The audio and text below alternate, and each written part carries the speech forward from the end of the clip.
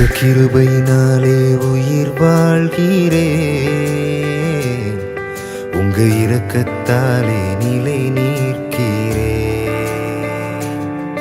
உங்க கிருபையினாலே உயிர் வாழ்கிறேன்,